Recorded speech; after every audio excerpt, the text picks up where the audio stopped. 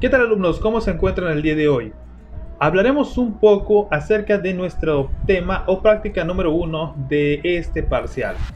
¿En qué consistirá? Bueno, tú sabes muy bien que tenemos que aprender a dar las clases, a explicarnos, a hablar claramente, que se nos entienda y que todo sea muy fluido. Bueno, eso es lo que vimos en el primer submódulo. Sin embargo, hay otra cosa bastante importante que tenemos que aprender y tomar en cuenta cuando damos una clase. Primero que nada, ¿qué es un maestro y qué es un docente? ¿Recuerdas que la primera clase que tuvimos comenzamos a platicar que existía una diferencia entre estos dos conceptos? Maestro es el grado de estudio que tenemos después de la licenciatura y docente es toda persona que quiere transmitir un conocimiento hacia los demás por gusto, por placer o porque se les paga.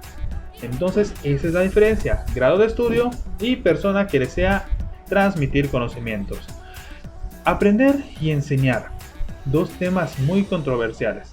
¿Qué es aprender y qué es enseñar? Aprender va relacionado mucho con la parte psicomotriz. ¿Qué quiere decir? Todo lo que tiene movimiento. ¿Cómo sabemos que estamos enseñando o estamos aprendiendo?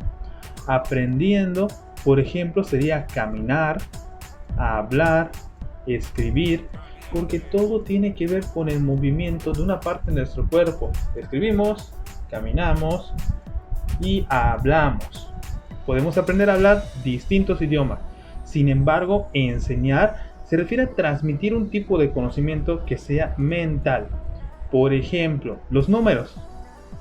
Los números son mentales, no existen en realidad. Se nos enseña, ¿sí?, cómo debemos de tener el concepto de que una rayita es un 1 y un simbolito así es un 2. Pero todo esto va regulado en nuestra mente, tenemos que imaginarlo y todo se guarda ahí. A diferencia de, por ejemplo, andar en bicicleta, es aprender a andar en bicicleta, no enseñar a andar en bicicleta. Entonces te das cuenta, existe una diferencia entre lo psicomotriz, que es aprender, y la enseñanza, que es mental. Esa es la diferencia entre estos dos conceptos. También debemos tener en cuenta los niveles de estudio. Cuando tú estás en la educación básica no recibes ningún certificado ni algo que te avale que hayas cursado toda esta educación. Por ejemplo, el primer certificado o el primer título que obtenemos es el de bachiller y lo obtenemos cuando terminamos el bachillerato. Nuestro siguiente título sería la licenciatura, cuando estudiamos una carrera.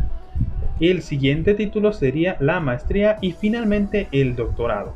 Todo esto son niveles de estudio. Debemos de haber estudiado preescolar, kinder o jardín de niños, como ustedes lo conozcan.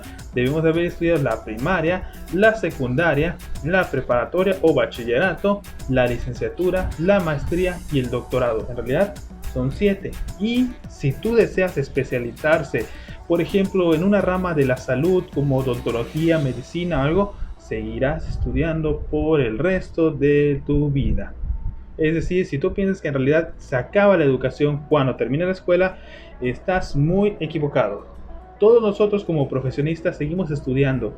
Por ejemplo, ahorita que somos docentes, créeme que todos deben de haber estado estudiando y repasando y buscando tutoriales de cómo grabar su video, elegir un buen editor o qué hacer para que sea un poco mejor y entendible sus clases o cómo calificar. Todo esto lo aprendemos y lo desarrollamos a lo largo de nuestra vida. Hablamos entonces acerca de los niveles de estudio y los tipos de escuela. ¿En qué consistirá lo que tenemos que hacer el día de hoy? Porque tenemos que seguir practicando. Me imagino que algunos de ustedes han pensado en realidad qué quieren estudiar, qué quieren hacer y qué pretenden enseñar.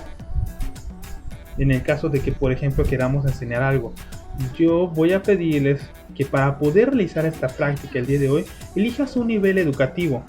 Elijas algo que tú te gustaría enseñar o te gustaría participar. Me refiero a preescolar, primaria, secundaria, escuela de artes, licenciatura o algo por el estilo. Tienes que elegir una de ellas. Una vez que elijas una de estas, buscarás la forma de vestir, lo que se debe hacer y cómo se debe enseñar. Esta parte de nuestra primera clase práctica será un poquito más que nada teórica, pero nos servirá para todo lo que vamos a desarrollar durante este segundo submódulo acerca de cómo dar clase, cómo interpretarlas y cómo la vamos a hacer. Recuerda que te dije que íbamos a ver muchas partes de manualidades y que íbamos a mejorar esa parte de nuestra actitud ante un salón de clase. Así que por favor, busquen toda la información que puedan y la van a plasmar como su tarea en esta actividad. No será grabar un video como la hemos hecho en otras ocasiones, pero no te preocupes, vamos a comenzar a hacer manualidades y a trabajar en los materiales para poder dar una verdadera clase.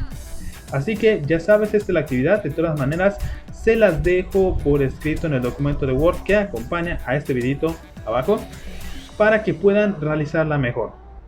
Espero que se estén cuidando, que estén muy bien, que todo sea de acuerdo a lo que estamos viendo en nuestros programas y seguimos viendo, ya sea por video o cuando les convoque en otra clase en línea. Mientras tanto, sigan cuidándose y quédense en sus casas. Y por favor, hagan sus tareas. Entonces, nos vemos hasta la próxima.